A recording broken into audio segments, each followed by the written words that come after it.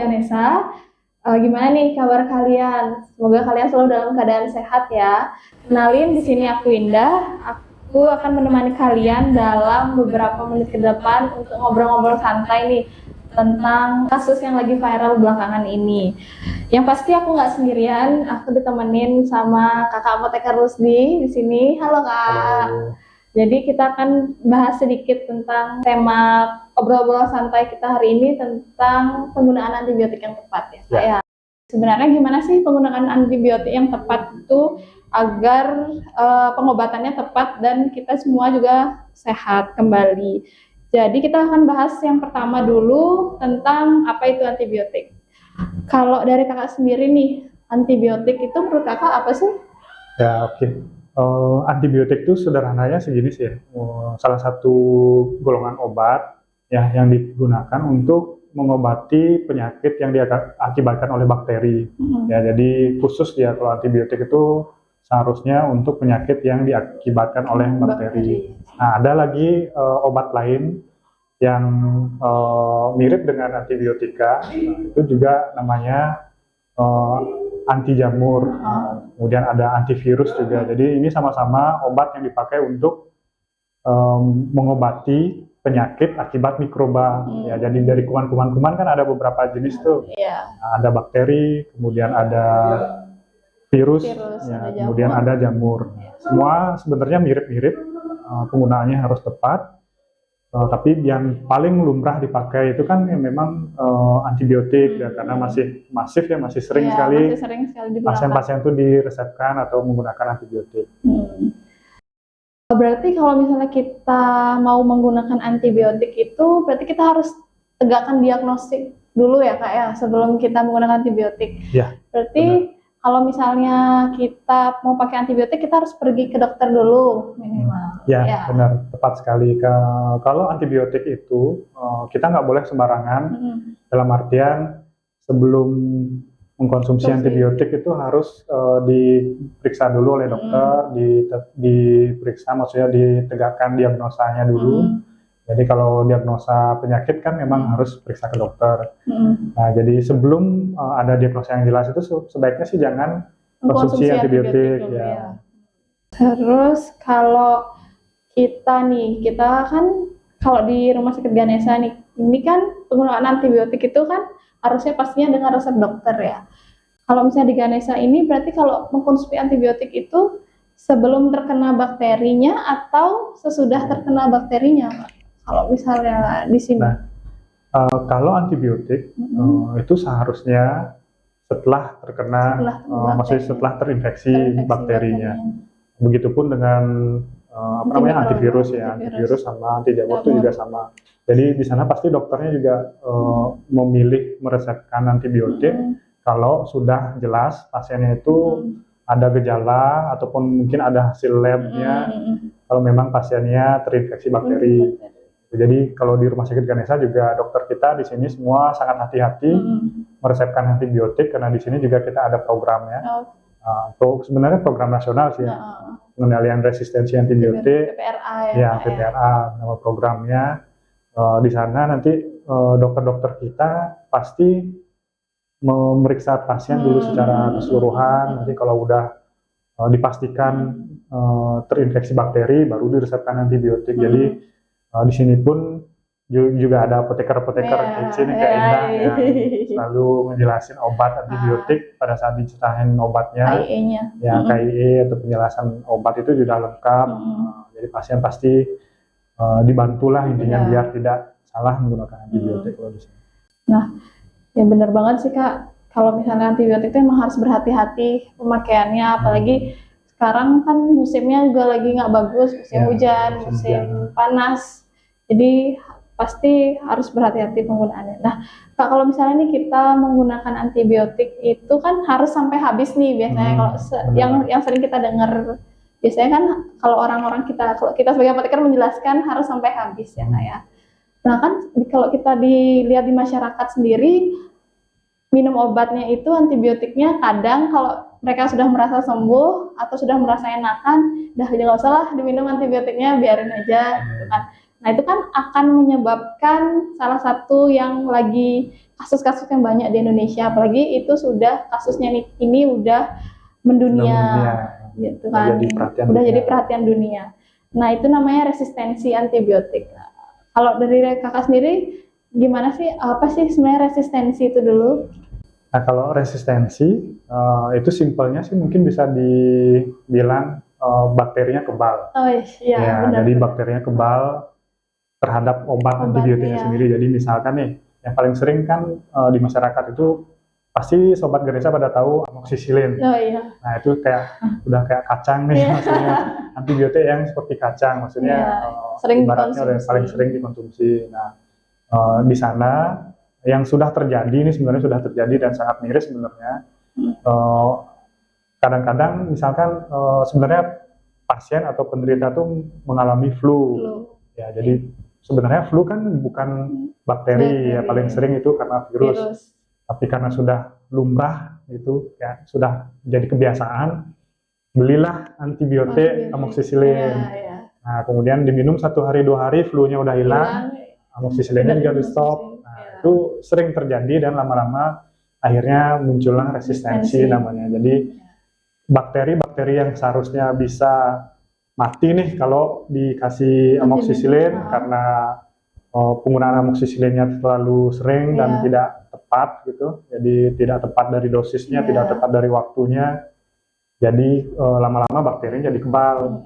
Nah, begitupun juga dengan antivirus ataupun anti jamur, ya lebih sering tuh yang terjadi kayak gitu. Misalkan contoh anti jamur nih, nah yang paling sering itu orang beli Miconazole atau mungkin merek Micoral gitu, yang paling sering dikonsumsi sama masyarakat itu untuk panu misalnya. Jadi panu atau gatalnya kumat, dia beli Micoral ke apotek nih gitu. Jadi diminum 2 hari 3 hari, gatalnya udah berhenti, obatnya juga di stop. Nah ini banyak faktor sih sebenarnya, bukan dari masyarakatnya saja, dan itu juga perlu kesadaran juga dari pelaku usaha, maksudnya ini pemilik apotek ataupun pegawai di apotek, itu untuk mengedukasi lagi masyarakatnya. Seharusnya antimikroba itu tidak digunakan kalau belum didiagnosa oleh dokter.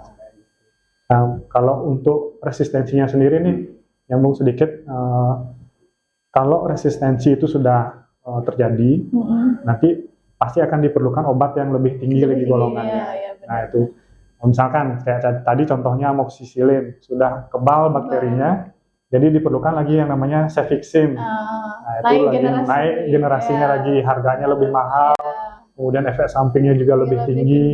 Nah nanti cefixime udah lumrah lagi dipakai, naik lagi, ya gitu dah. Jadi perlu obat yang lebih mahal lagi. Nah sampai terus mentok, golongan antibiotik yang paling tinggi sudah dipakai tapi kebal.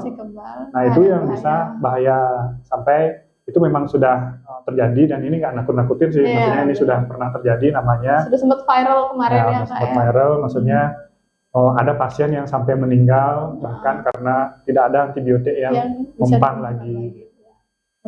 Makanya ini sudah jadi perhatian juga, bukan di Indonesia aja tapi udah di dunia juga. Berarti kita rangkum sedikit ya Kak ya, berarti resistensi ini anggapannya antibiotiknya sudah tidak mampu untuk melawan kuman itu sendiri, karena kumannya udah lebih kuat dari antibiotiknya ya. Kumannya udah latihan ya, karena terpapar antibiotik dikit, oh ya maksudnya baru kena sedikit, dia paling cuma sakit aja, taunya kan belum sampai selesai terapi antibiotiknya, kumannya udah kayak latihan dia udah kuat, lebih kuat dari antibiotik tersebut gitu. Benar banget sih, itu bahayanya ya. Nah, kalau kita sekarang nih kan, kalau penggunaan antibiotik ini harus bijak ya Kak ya. Nah, benar banget. Kalau misalnya bijak itu, kita kan punya singkatan nih kalau dari farmasi sendiri, bijak itu adalah beli antibiotik harus dengan resep dokter.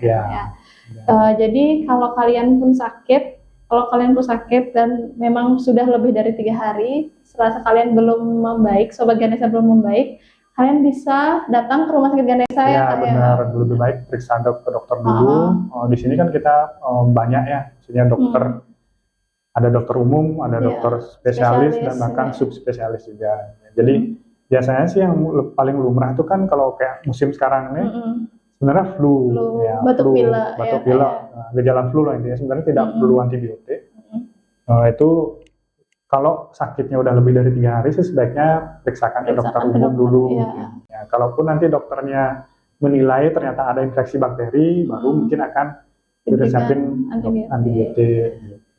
Nah, itu dari kata bijak itu dari B-nya, beli antibiotik harus dengan resep dokter. Ya. Lalu I-nya itu adalah ikuti petunjuk dokter. Ya, misalnya kalau kalian diresepkan amoxicillin 3 kali sehari 1 tablet, jadi kalian harus meminumnya 3 kali sehari setiap 8 jam, benar ya? Benar. Setiap 8 jam, jadi kalian harus minumnya harus tepat waktu, juga tepat dosis.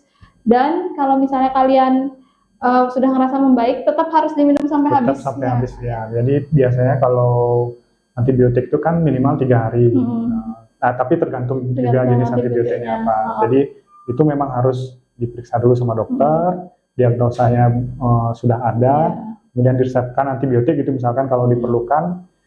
Contoh kalau amoxicillin itu misalkan 3 kali sehari untuk 3 hari gitu. Jadi kalaupun di hari pertama udah sembuh rasanya, antibiotiknya harus tetap dilanjutin sampai habis. Ya, biasanya jadi dokter sudah meresepkan jumlah antibiotiknya itu udah pas, jadi sesuai dengan kebutuhan yang seharusnya. Misalkan 5 hari berarti nanti jumlahnya sudah 5 hari. Ya, benar-benar. Harus tuntas sampai 5 hari. Ya. Lalu ada J-nya, jangan buang antibiotik sembarangan. Jadi kalau misalnya kalian lagi udah sembuh nih dan masih ada berkasnya sisa-sisa obat itu jangan dibuang sembarangan ya Kak ya.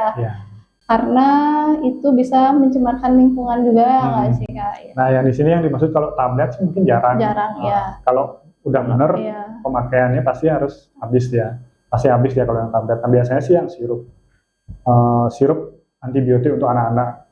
Jadi biasanya kalau anak-anak misalkan umur 1 tahun dapat sirup antibiotik yang segede ini, gitu. Dokter sudah menuliskan resep ini digunakan selama 5 hari. Kadang-kadang itu masih ada sisanya sedikit. Nah kalau sudah 5 hari kan sudah selesai tuh terapinya. Nah sisa antibiotiknya ini jangan dibuang sembarangan. Kenapa? Karena nanti sisa antibiotik ini kalau kita buang ke misalkan ke tanah gitu, maksudnya ke tempat sembarangan, nanti bisa dimakan oleh hewan gitu misalkan. Nah hewan ini nanti bakteri-bakteri yang ada di hewan itu akan kayak itu dah kayak tadi analoginya bakteri yang ada di hewan itu dia kayak ada antibiotik, dia jadi kayak kenalan dan dia malah latihan gitu karena kan dosisnya juga kecil. Bukannya bakterinya mati tapi dia malah dapat teman latihan jadi kayak gitu ibaratnya. Jadi kalau juga, misalnya kalau dari hewan sendiri kalau mau konsumsi antibiotik kan bisa resisten juga ya Kak? Bisa karena kalau ya sama kalau dimakan oleh hewan itu misalkan anjing nih gitu nggak sengaja dia memakan sisa antibiotik yang dibuang sembarangan karena kan itu dosisnya juga nggak tepat yang didapat jadi cuma dapat sedikit malah bakterinya jadi kebal gitu. Itu juga bisa memacu resistensi atau bakteri-bakteri itu jadi kebal gitu. Ya tapi Kakak pernah dengar nggak sih kayak antibiotik itu digunain untuk hewan pakan biasanya untuk ayam gitu kan Kak? Kan bahaya juga tuh bisa menyebabkan resistensi pada hewan. Setelah itu kita konsumsi, itu lebih bahaya lagi kan. Ini juga agak miris ya karena sering masyarakat itu misalkan ayam aduan nih. Ayam aduan ayam. Nah itu pertama ada isu kalau dikasih antibiotik ayamnya dikuat. Nah yang kedua ada isu juga sebenarnya itu mitos. Kalau ayamnya luka, kasih aja antibiotik biar cepat sembuh. Sebenarnya sih nggak salah juga, tapi itu harus tepat penggunaannya. Tidak tepat ya penggunaannya, karena kan antibiotik untuk ayam kan berbeda. Jadi obat yang digunakan untuk luka ayam ataupun luka hewan lain itu beda dengan antibiotik yang untuk manusia ya. Tapi sayangnya sering itu masyarakat beli antibiotik untuk manusia malah dikasih ke ayam. Nah nanti kalau itu dimakan oleh hewan itu misalkan ayam nih dikasih antibiotik ternyata nanti bakteri yang ada di ayam itu ya jadi kebal ya. Nah nanti daging ayamnya kan kita bisa makan. jadi ya itu yang bikin benar. nanti bakterinya itu gini biarpun memang kadang-kadang kan kalau daging ayam kan memang harus dimasak dulu Iya. sampai gini, tapi ada memang sisa-sisa Iya. zat kimia antibiotiknya itu bisa aja, Bisa ke kita ya bisa Kak, ke ya. kita masuk.